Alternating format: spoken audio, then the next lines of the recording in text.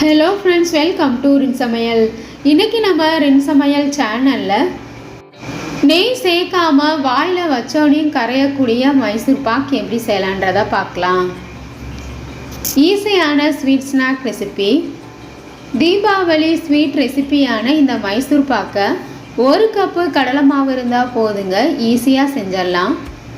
துளி நெய் கூட சேர்க்காம வாயில் வச்சோடையும் கரையக்கூடிய சாஃப்டான மைசூர் பாக் இது.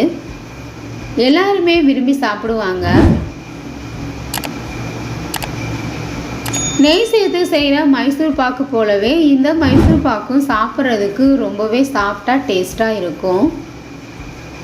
ரின் சமையல் சேனலை சப்ஸ்கிரைப் பண்ணிக்கோங்க. பக்கத்தில் இருக்க ஆளுன்ற பெல் ஐக்கானை கிளிக் பண்ணி வச்சுக்கிட்டிங்கன்னா நான் போடுற வீடியோ உடனே உங்களுக்கு நோட்டிஃபிகேஷனில் வந்துடும். ஸ்வீட் ரெசிபி செய்கிறதுக்காக 1 கப் அளவு கடலை மாவு எடுத்திருக்கேன்.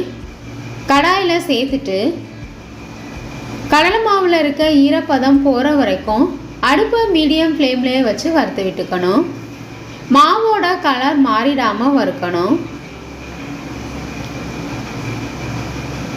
மாவை இந்த மாதிரி வறுக்கும்போது மாவில் இருக்க ஈரப்பதம் எல்லாம் போயிடும். வாசனை வர வரைக்கும் மாவை வறுத்தாச்சு. ஒரு பிளேட்டுக்கு மாற்றி வச்சிடலாம். மைசூர் பாக் செய்கிறதுக்காக வீட்டில் அரைச்ச மாவு, அப்படி இல்லைன்னா கடையில் வாங்கி கூட இந்த மைசூர் பாக்கை செய்யலாம். நான் இன்னைக்கு கடையில் வாங்கினா மாவில் இருந்து தான் செய்கிறேன். மாவு ஆறுனதுக்கு அப்புறமா ஜல்லடையில் கொட்டி குருணைகள் இல்லாமல் சலிச்சுக்கணும்.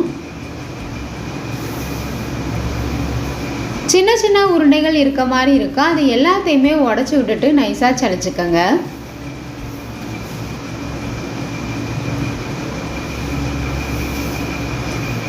மாவை சலிச்சுட்டு சேர்த்தோம்னா எண்ணெய் ஊற்றி கலக்கிறதுக்கு ஈஸியாக இருக்கும்.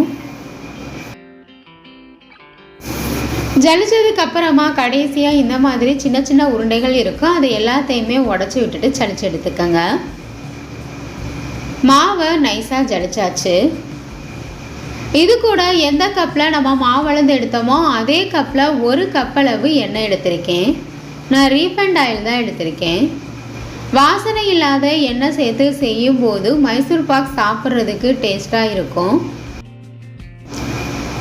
நல்லெண்ணெய் சேர்த்து செஞ்சோம்னா நல்லெண்ணெயோட வாசனை மைசூர் பாக்கில் அப்படியே வரும். இந்த மாதிரி வாசனை இல்லாத எண்ணெயாக சேர்த்து நல்லா கலக்கிக்கணும். கட்டிகள் இல்லாமல் கலக்கிக்கங்க. கட்டிகள் இல்லாமல் மாவை நைஸாக கரைச்சாச்சு. இப்போ மைசூர் பாக் செய்கிறதுக்கு மாவு ரெடி ஆயிடுச்சு.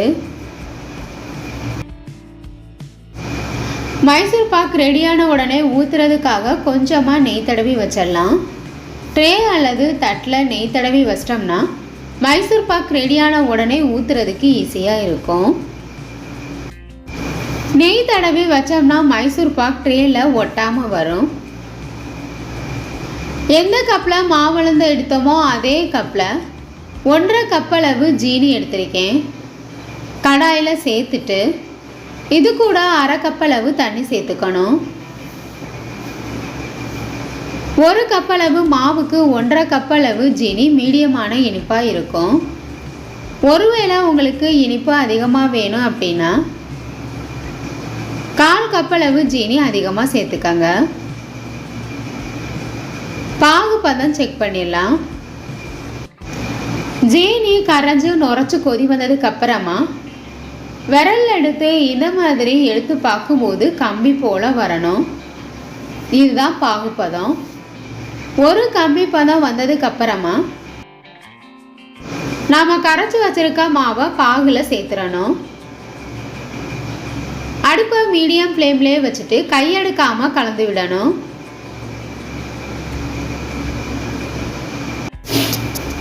கை ஃப்ளேமில் வச்சோம்னா மாவு அடிப்பிடிச்சிடும். வாசனைக்காக கொஞ்சமாக ஏலக்காய் தூள் சேர்த்துட்டு கையெடுக்காமல் மிக்ஸ் பண்ணணும்.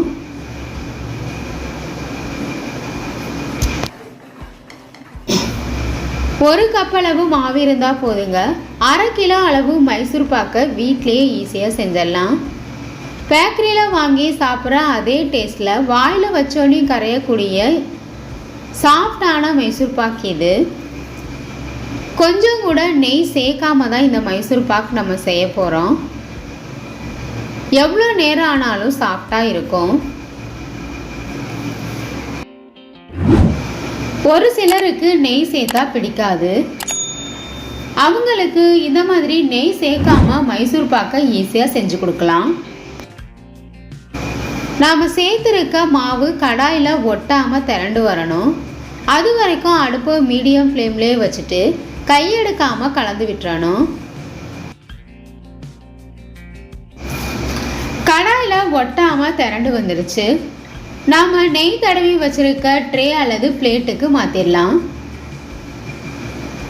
மைசூர் பாக் ரெடியான உடனே நம்ம ட்ரேக்கு மாற்றிடணும். ஆறுனதுக்கு அப்புறமா ஊற்றுனோம்னா மைசூர் பாக் ஊற்றுறதுக்கு வராது. மைசூர் பாக் ஊற்றின உடனே ட்ரேவை இந்த மாதிரி லைட்டாக டேப் பண்ணிடணும்.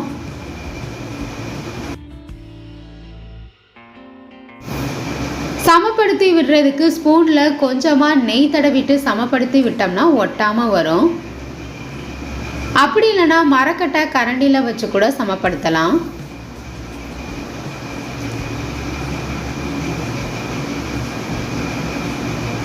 அரை மணி நேரத்துலேருந்து 1 மணி நேரம் வரைக்கும் மைசூர் பாக்கை நல்லா ஆற வச்சிடணும்.